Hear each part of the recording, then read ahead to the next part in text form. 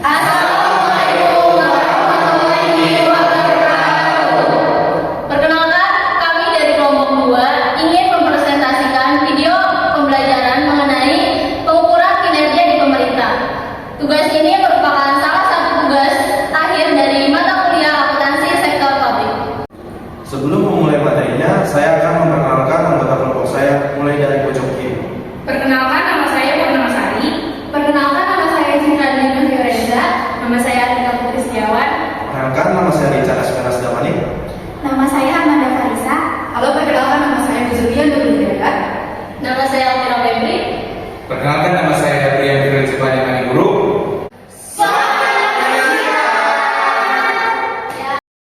Materi pertama membahas mengenai pengukuran kinerja organisasi sektor publik, yaitu di mana pengukuran ini merupakan sebuah sistem yang dirancang untuk membantu manajer publik menilai pencapaian suatu strategi terhadap standar kinerja yang ditetapkan. Nah, selanjutnya itu ada menurut Mahmudi tahun 2007, di mana pengukuran kinerja organisasi ini memiliki tujuan, yaitu untuk mengetahui tingkat ketercapaian tujuan organisasi. Yang kedua itu untuk menyediakan sarana pembelajaran bagi pegawai. Yang ketiga itu memperbaiki kinerja dari periode-periode berikutnya. Yang keempat itu memberikan pertimbangan yang sistematik dalam pembuatan keputusan. Yang kelima itu memotivasi pegawai. Yang keenam itu menciptakan akuntabilitas sektor publik. Baik, selanjutnya melanjutkan materi dari pengukuran kinerja organisasi sektor publik. Menurut Mardiasmo tahun 2009 di halaman 122, manfaat disusunnya pengukuran kinerja bagi organisasi pemerintahan yaitu yang pertama, memberikan pemahaman mengenai ukuran yang digunakan untuk menilai kinerja manajemen. Yang kedua, memberikan arah untuk mencapai target kinerja yang telah ditetapkan. Yang ketiga, untuk memonitor dan mengevaluasi pencapaian kinerja dan membandingkannya dengan target kinerja, serta melakukan tindakan korektif untuk memperbaiki kinerja. Yang keempat, sebagai dasar untuk memberikan penghargaan dan hukuman atau reward and punishment secara objektif atas pencapaian prestasi yang diukur sesuai dengan sistem pengukuran kinerja yang telah disepakati. Yang kelima, sebagai alat komunikasi antara bawahan dan pimpinan dalam rangka memperbaiki kinerja organisasi. Yang keenam, membantu mengidentifikasi apakah kepuasan pelanggan ini sudah terpenuhi atau belum. Yang ketujuh, membantu memahami proses kegiatan instansi pemerintahan. Yang kedelapan, memastikan bahwa pengambilan keputusan yang dilakukan ini secara objektif. Materi selanjutnya yaitu mengenai kesesuaian desain pengukuran kinerja dengan desain sistem pengendalian manajemen. Dalam organisasi sektor publik, keberhasilan organisasi dinilai dari kemampuan organisasi untuk menyediakan pelayanan publik dengan biaya rendah dan berkualitas tinggi. Mengukur keberhasilan organisasi sektor publik tidak hanya seperti mengukur keberhasilan pada organisasi bisnis. Sudrajat tahun 2007 menyebutkan faktor-faktor yang harus menjadi pertimbangan dalam menyusun sistem pengendalian manajemen dan yang juga memengaruhi penyusunan sistem pengukuran kinerja. Yaitu yang pertama ada desain sistem pengendalian tergantung pada karakteristik lingkungan yang dihadapi. Yang kedua ada paradigma. Dan yang ketiga ada sistem ini terdiri dari dua bagian yaitu proses dan struktur. Dan terakhir keahlian manajerial atau managerial skill. Berikut ini digambarkan integrasi sistem manajemen kinerja dan proses pengendalian manajemen organisasi sektor publik yang akan dijelaskan lebih lanjut oleh rekan saya, Brian. Selanjutnya itu konsep value for money pada pengukuran kinerja. Konsep ini merupakan konsep untuk mengukur ekonomi, efektivitas, dan efisiensi kinerja program, kegiatan, dan organisasi. Konsep ini adalah konsep yang penting dalam organisasi sektor publik sehingga seringkali disebut dengan inti dari pengukuran kinerja sektor publik. Juga mengandung arti sebagai penghargaan terhadap nilai uang. Hal ini berarti setiap rupiah yang harus dihargai secara layak dan digunakan sebagaimana mestinya. A. Pengukuran ekonomi. Dalam konteks organisasi pemerintahan, ukuran ekonomi dapat berupa anggaran yang dialokasikan untuk memadai kegiatan tertentu. Jika sumber yang dikeluarkan lebih kecil dari anggaran, maka terjadi penghematan. Sedangkan jika sumber daya lebih besar dari anggaran, maka terjadi pemborosan. Oleh karena itu, pengukuran ekonomi ini berkaitan dengan menjawab pertanyaan-pertanyaan berikut. Yang pertama itu, apakah biaya organisasi lebih besar yang telah dianggarkan oleh organisasi? Yang kedua, apakah biaya organisasi lebih besar daripada biaya organisasi lain yang sejenis dan dapat dibandingkan? Slide selanjutnya yaitu konsep value for money pada pengukuran kinerja. Konsep value for money merupakan konsep untuk mengukur ekonomi, efektivitas, dan efisiensi kinerja program, kegiatan, dan organisasi. Konsep value for money ini adalah konsep yang penting dalam organisasi sektor publik, sehingga seringkali disebut dengan inti dari pengukuran kinerja sektor publik. Value for money juga mengandung arti sebagai penghargaan terhadap nilai uang. Hal ini berarti setiap rupiah harus dihargai secara layak dan digunakan sebagaimana mestinya. Pengukuran kinerja value for money dapat membuat keseimbangan antara pengukuran hasil dengan pengukuran proses. Indikator efektivitas dalam value for money lebih berorientasi pada hasil dan lebih bersifat kualitatif. Sedangkan indikator ekonomi dan efisiensi lebih berorientasi pada proses dan lebih bersifat kuantitatif. Selanjutnya, pengukuran ekonomi. Dalam konteks pemerintahan, ukuran ekonomi dapat berupa anggaran yang dialokasikan untuk mendanai kegiatan tertentu.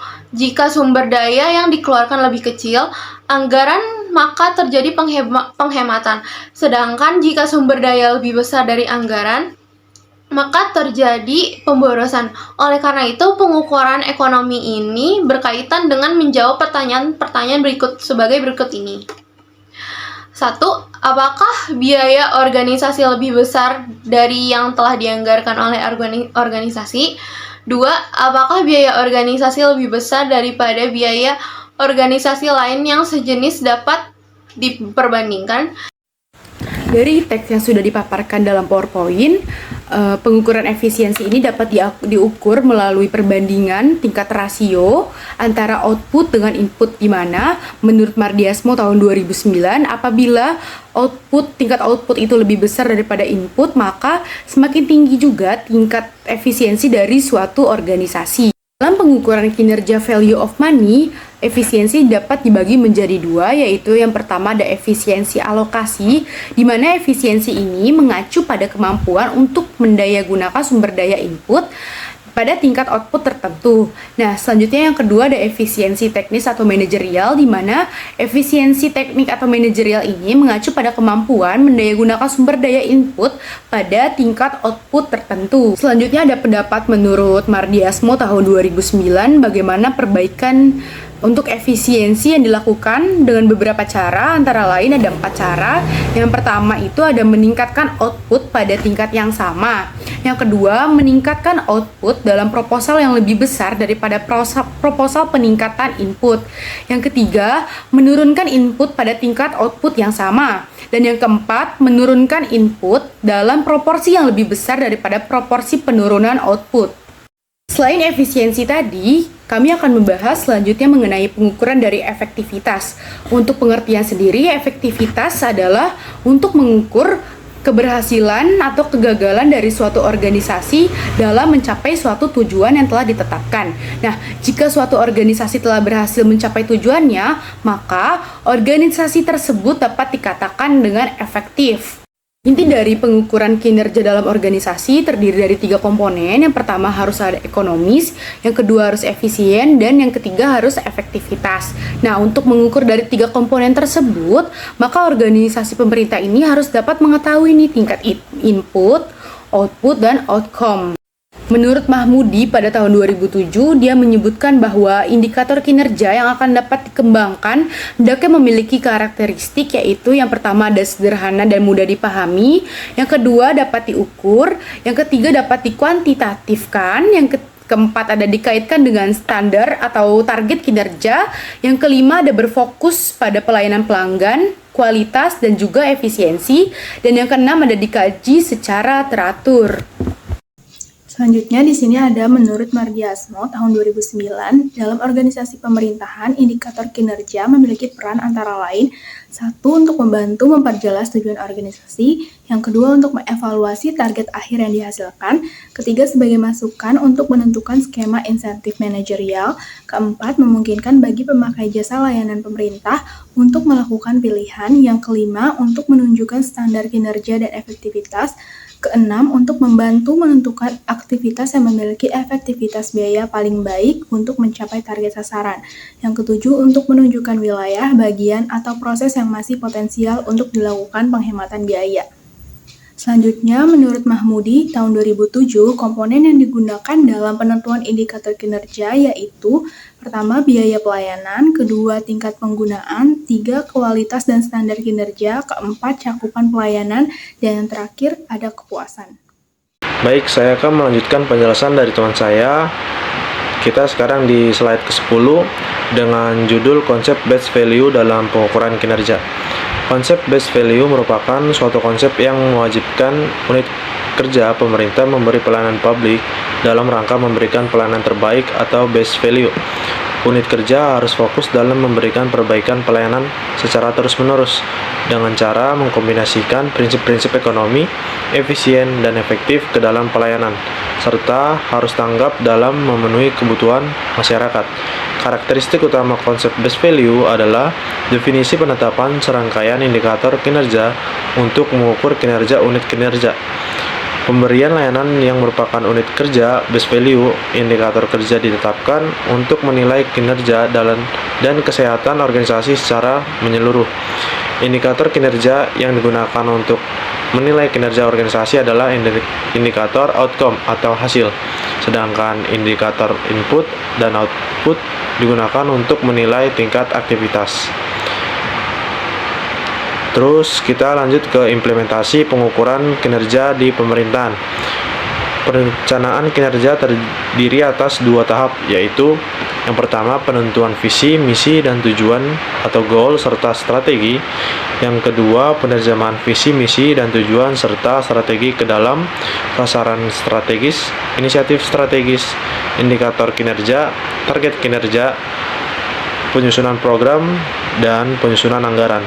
Sementara itu, pengukuran kinerja FVM, value for money, dibangun atas tiga komponen utama, yaitu komponen visi, misi, sasaran, dan target. Yang kedua, komponen input, proses, output, dan outcome. Yang ketiga, komponen pengukuran ekonomi, efisiensi, dan efektivitas. Sekian video pembelajaran dari kami, semoga bermanfaat. Terima kasih.